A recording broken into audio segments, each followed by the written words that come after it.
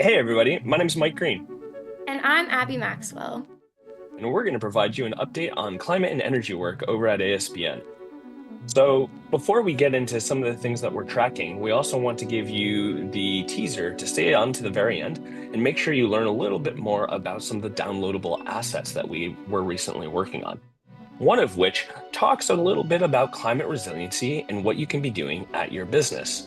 Now, we're thinking about ways that we can not only make our business more resilient, but also tracking the Trump executive orders and the various challenges that they're going to have on our natural environment.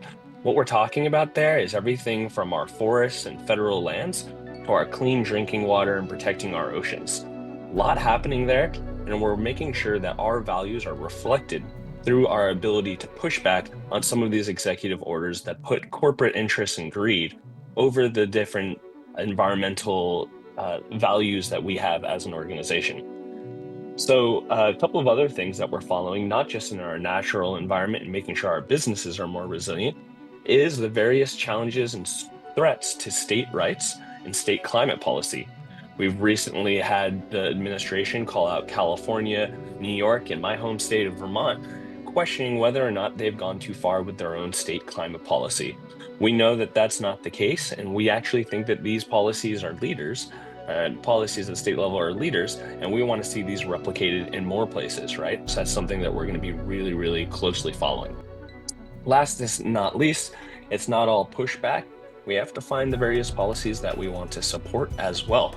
So we'd like to applaud the reintroduction of the Clean Energy Victory Bond. This bill would direct the U.S. Secretary of Treasury, Energy, and Defense to develop and issue $50 billion in clean energy victory bonds to help support energy efficiency, solar, wind, geothermal, and electric vehicle efforts across the country.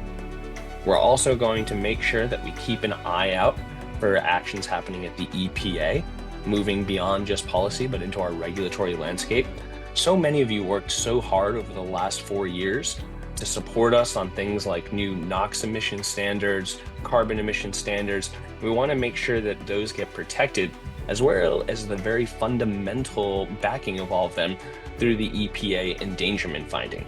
But we'll share more with you if you reach out to us on ways you can get involved there. Over to you, Abby. Thanks, Mike. I want to share a few upcoming engagement opportunities. So firstly, we are going to be creating a sign-on letter that will be focused on the IRA and protecting those very critical investments that you all worked so hard on helping us advocate for in the beginning. In the meantime, I invite you to check out ASBN's Tell Your Story campaign and uplift that to your network using our toolkit. And also, I want to go back to the downloadable asset that Mike mentioned at the beginning of this update. Please download that for tips on climate resilience for your business. Thanks so much, and we'll talk to you again soon. The American Sustainable Business Network, Circular Economy, and Safer Chemicals Working Group has formed a petition in support of the U.S. EPA Safer Choice Program. Signed by over 300 companies, this petition has been submitted to the EPA and to members of Congress, showing strong industry support for the Safer Choice Program. The Circular Economy and Safer Chemicals Working Group is also working in over 32 states on issues such as toxic chemicals in consumer products, plastics and plastics recycling, and safer cosmetics. If you would like to be engaged in any of these activities, write to A. Maxwell, Maxwell, at asbnetwork.org.